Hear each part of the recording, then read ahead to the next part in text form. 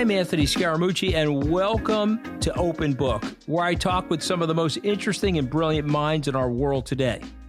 All right. Well, welcome to Open Book. Governor Andrew Cuomo, the 56th governor of the state of New York, a great human being, and somebody I'm just very proud to call a friend, who's been with me thick and thin, my good times and bad. You're just a great human being, Andrew, and I appreciate you being here.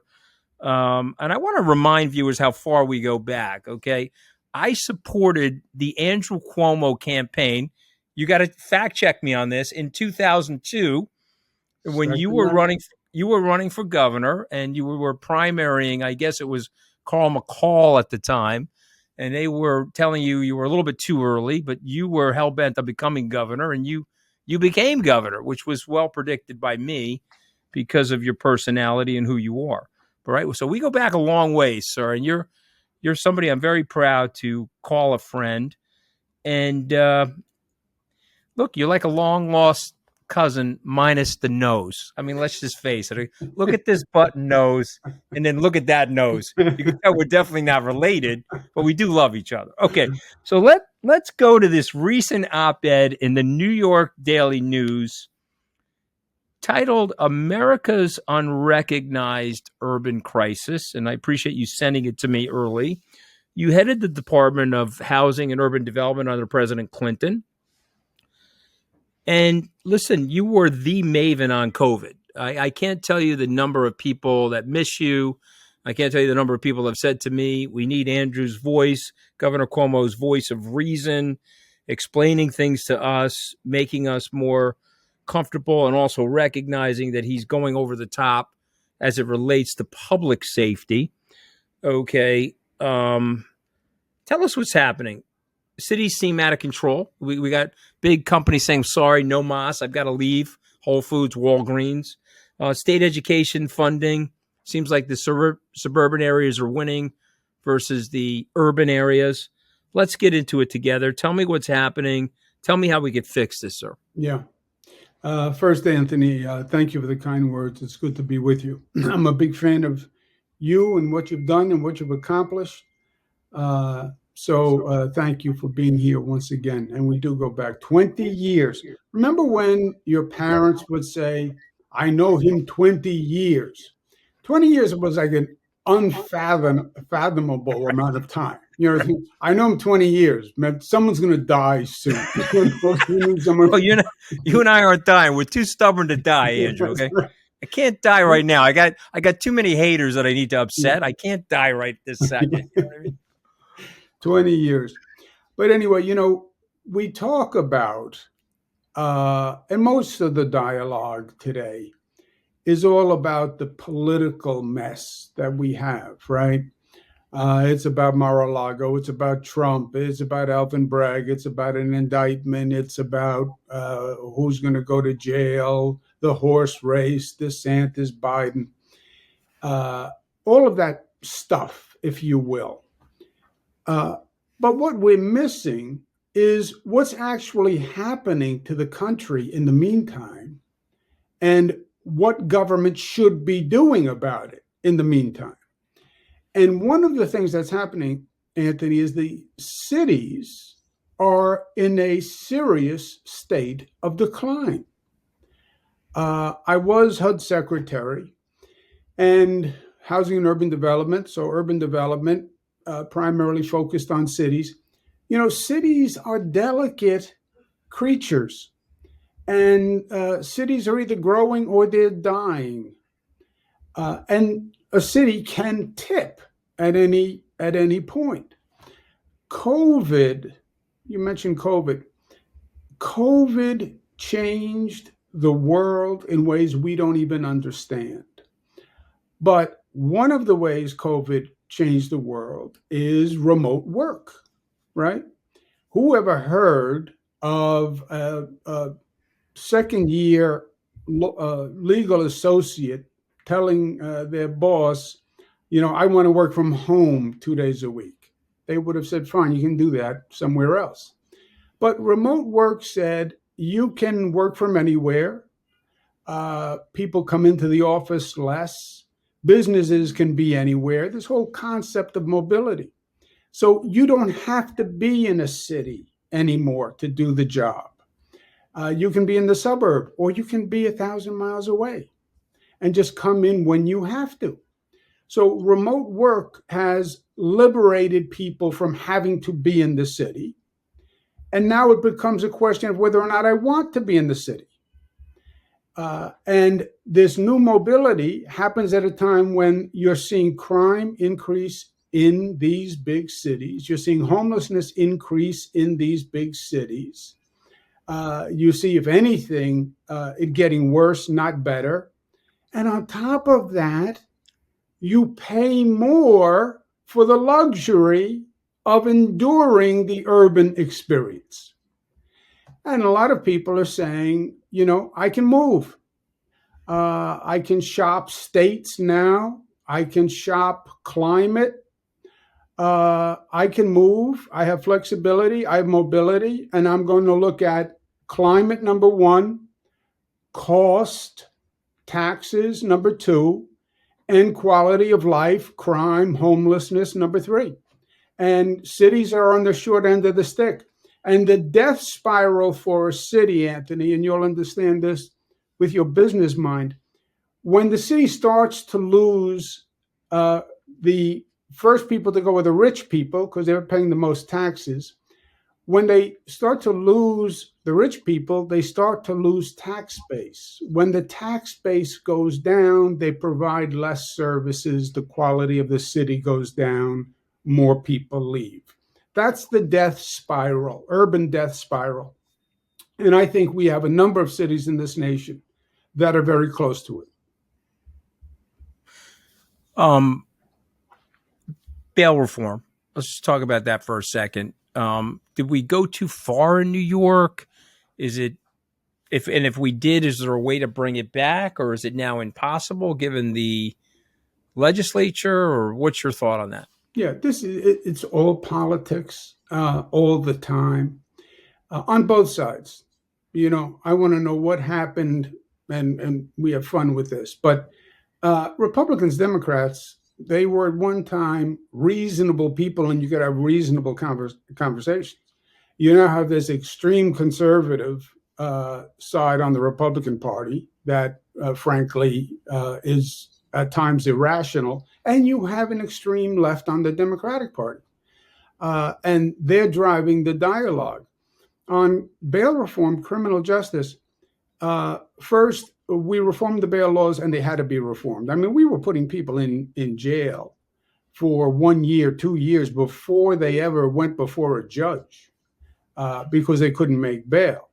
That's not the way the system is supposed to work.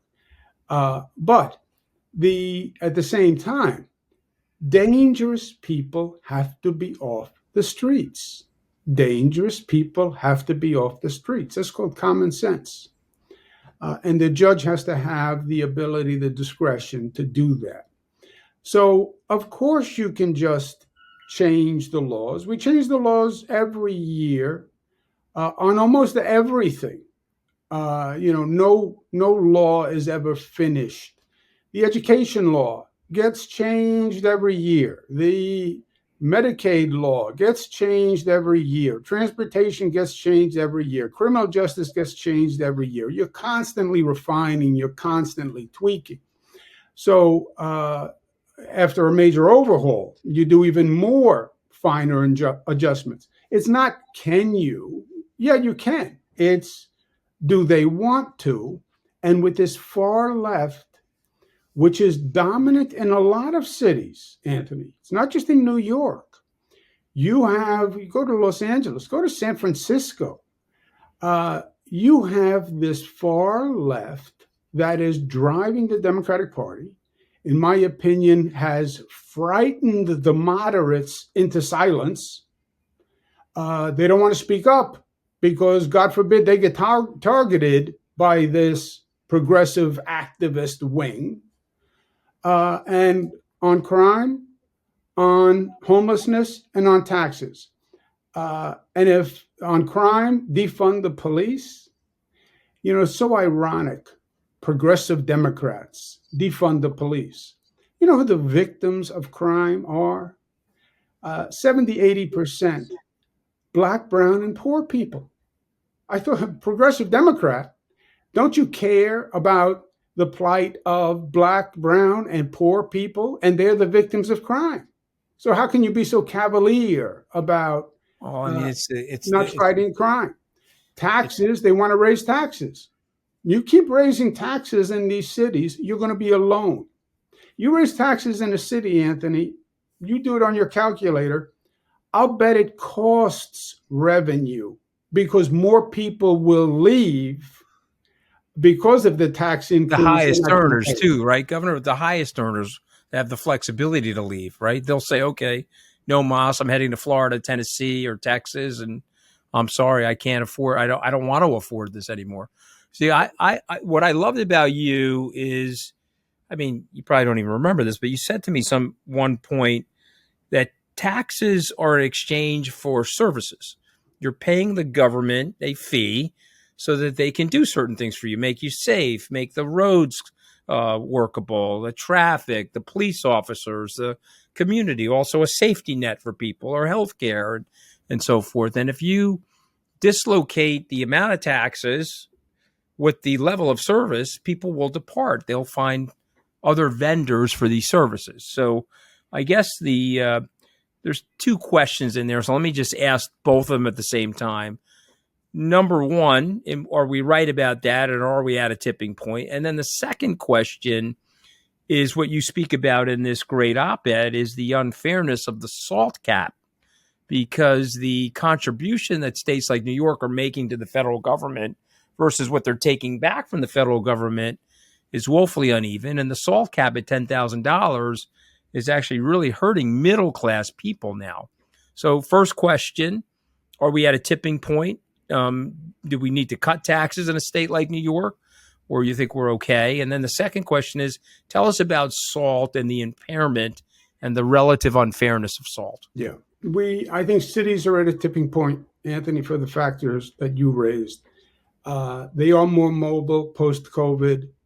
The taxes are much higher in these cities than a lower cost state.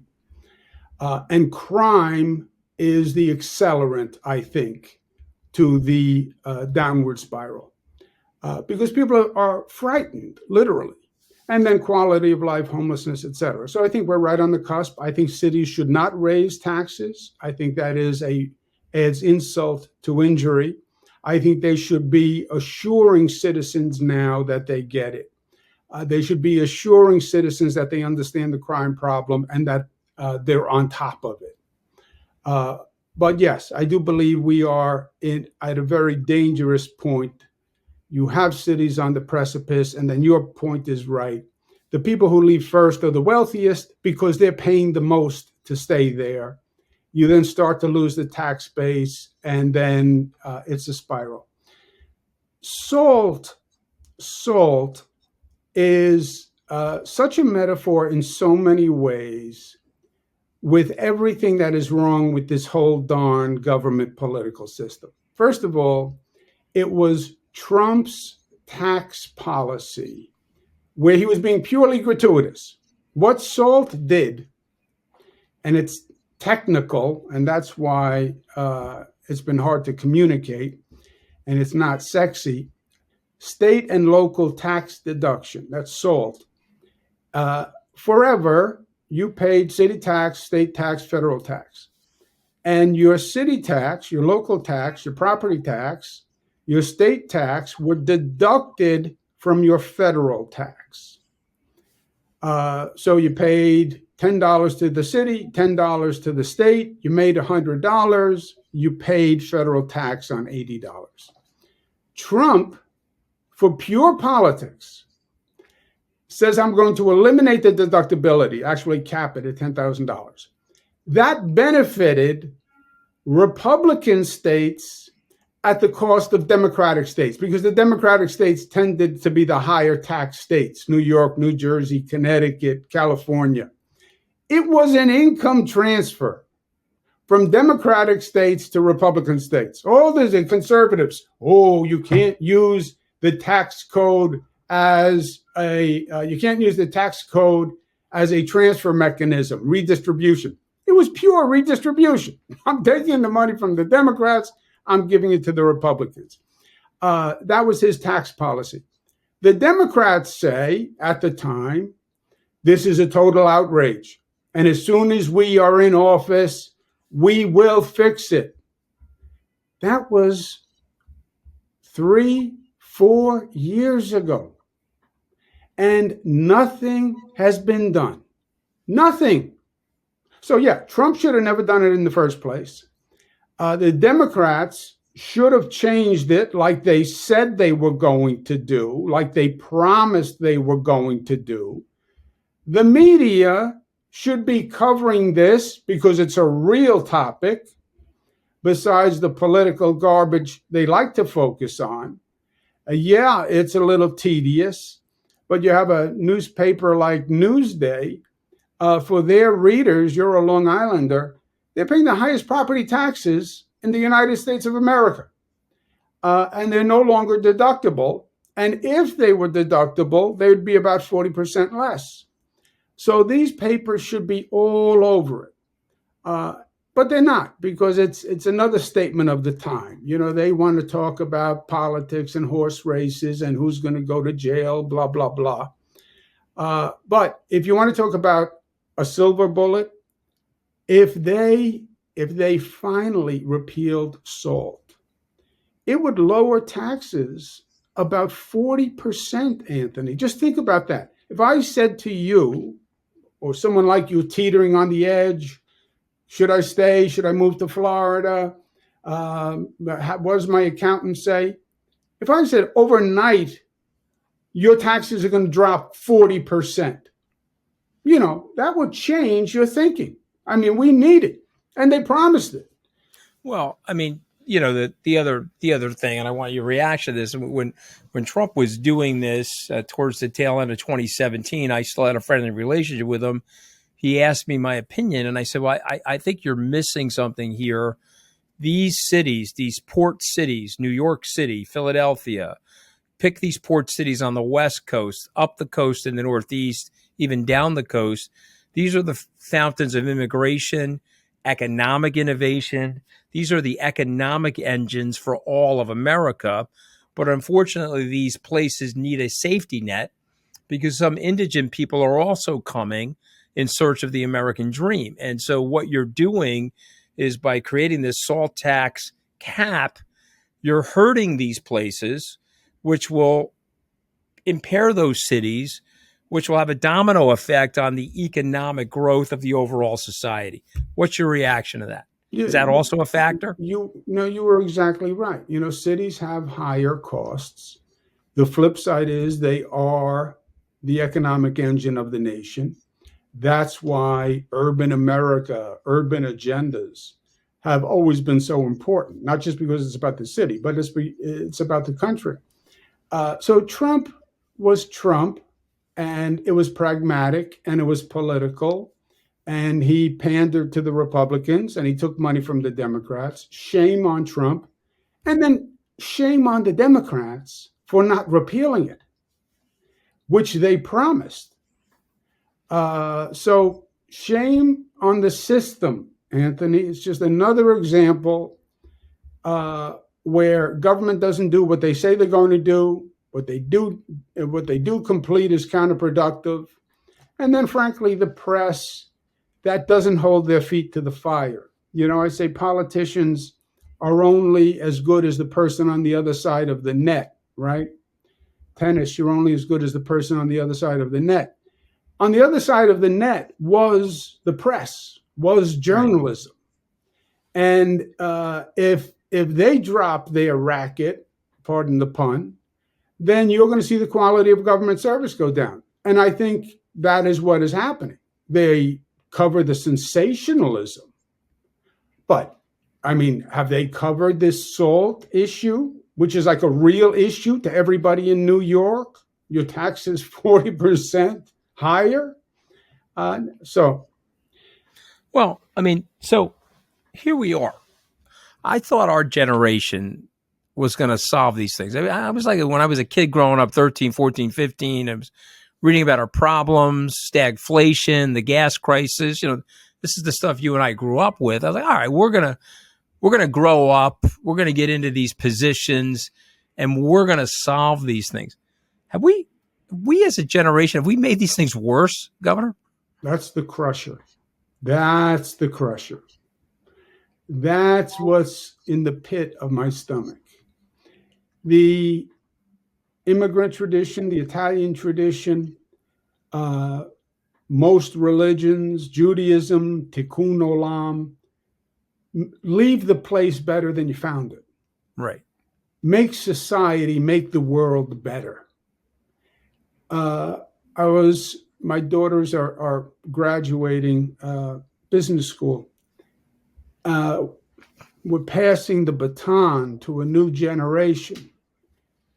I think it is worse today than when we were handed the baton. I think we're turning over a city, a state, a country that is weaker, has more problems than the country we inherited. And that's painfully sad. I'm not giving up yet, right? We're not in a box yet. They haven't closed the cover. So we still have some life left. But if we had to pass the baton today, Anthony, no, I think it's in worse shape than it was when we took responsibility. Okay, so we agree on that. So why then, sir? Why is it worse? What did we do? Did we overpromise? Did we overspend? Did we not understand that the democracy we live in forces a compromise, and we just decided that I'm right, you're wrong, or you're right and I'm wrong, and we just, like Dr. Seuss, became the North going and the South going Zacks, or we just smashed into each other? What happened? Yeah. Where we're now scolding each other and we're now culture warring each other, and I got to stick a finger in your eye and own you. I got to own the libs, or I got to do something radical to upset the Christian right. What the hell happened? Yeah. People tend to look at government. I don't think it's the government that created the problem. I think society created the problem. Yeah, I agree with that. It's and just government it bubbles is a up from the reflection. 100%. So what happened to the society then that created we lost that? our sense of community. I think we lost in many ways the values that made this country and the principles that made this country. We lost our tolerance. We lost the sense of mutuality. We focused on our differences rather than the aspirational commonality of being an American. And that tension is pulling us apart. And once you are pulling a people apart, they get weaker because there was strength in unity. And we've never been more divided than we are now. And the politics is just a reflection of it. We can turn it around, but it's a very different social message. It's a very different understanding of how we have to relate one to another. Because the politics, we're just looking in a mirror. And the ugliness that we see in politics, that's a reflection of the ugliness that's in society. Oh, well, listen, we agree. Let's talk about our favorite place. Okay, New York, right? We love New York. Or you're not moving to Florida, are you, Governor? No, sir. Okay, no, me either. It's you, me, and Spike Lee. We're going to shut the lights off on this place, right? We're never leaving. I'm a New Yorker. Let's talk about this place. What makes this place so special, and why should we not, even though maybe we have some setbacks and feel not so great about the city that we both love, what makes this place so special, and why shouldn't people ever write this place off in terms of the Mecca, the beacon, the thing that it represents for our society? Yeah, it's a good point. And you're right, Anthony. Look, this city has gone up and down. It's since the 90s, we've had a relatively good stretch. And for many people, that's all they know. You get a little older, like us, you remember the 70s, you remember the 80s, and the city was in really rough shape, financially, economically, fiscally, and from a crime point of view, et cetera. So, yeah, we are going through a dip, but we've seen worse, and the city will come back. Why does the city continue? This city is a magnet for the best in almost every area. If you want to be the best attorney, you want to come practice in Manhattan. If you want to be the best theater actor, you want to be in New York theater. I think that's what New York has always been. We've been the bright light. We've been the magnet saying, if you want to excel, if you want to be your best, come and be part of the best, and that is New York. And that is still happening. You know, you still have young people coming into the city with ambition and energy and aspiration. And, you know, they talk about, well, Florida, we lost 500,000 people in the state of New York. And Florida has had a tremendous influx. But let's remember, that's another factor of COVID. The normal trajectory was when I was a kid, you were a kid, somebody's grandparents retired, they moved to Florida, right? You worked here, you retired, you moved to Florida for the climate, basically. Right. Yeah, they wanted to get out of the cold. So that has accelerated because of COVID and cost, et cetera. But what makes New York, that energy, that drive, that personality, the character, the chutzpah of New York, the toughness, the grittiness. I mean, that's who we are. It's our essence. I love it. Let's talk about who else we are, okay? Because we have siblings, you and me. We got siblings, right? You got a couple of them, probably more than me. I'm going to read this word for word, okay? Don't react until I'm done reading it. Then I need to get your reaction, and don't shoot the messenger, okay? You ready? He's 6 foot ½ inch. I'm 6'2". He's about 200 pounds. I'm 230. He struggles to get off the couch. I could lift a Toyota off my chest. He hits a heavy bag. I hit people who hit back. He has a boat. I have a boat and I fish. He fishes with a white shirt. I come back all bloody and with no shirt. He has a big dog that says he's so tough, it got beaten up by 2 mutts in his neighborhood. I have a Chihuahua that kills anything. It can get its mouth on. I got a Chihuahua that can kill anything, get its mouth on. I'm not done. I got to keep going here. So those are the facts. So how does he handle being the perceived alpha, but really being like, you know, half a step more than a beanbag?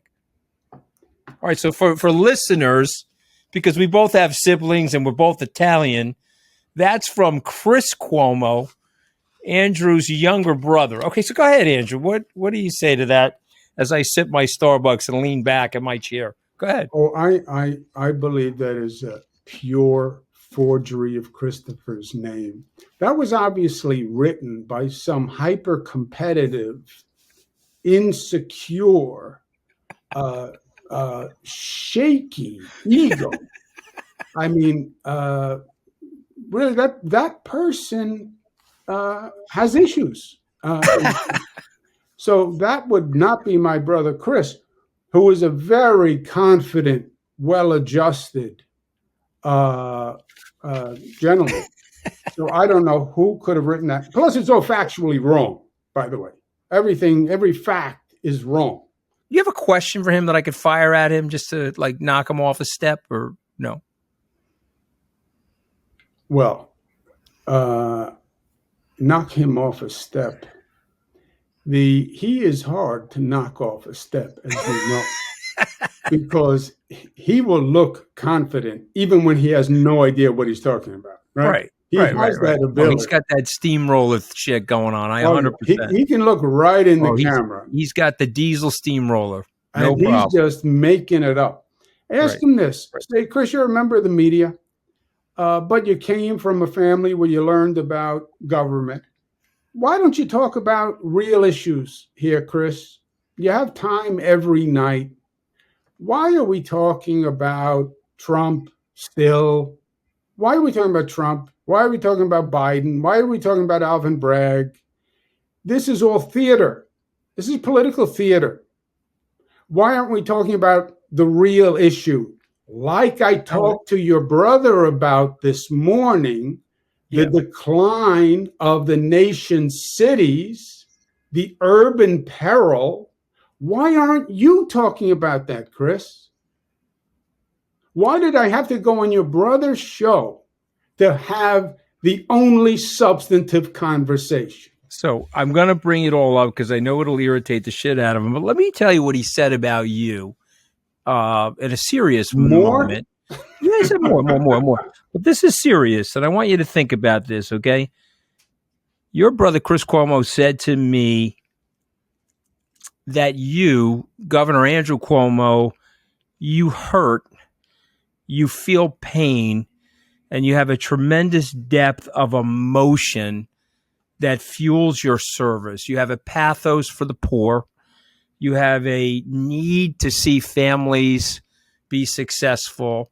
You have a ambition to help children rise to their greatest selves to be successful. And all of this has fueled your service.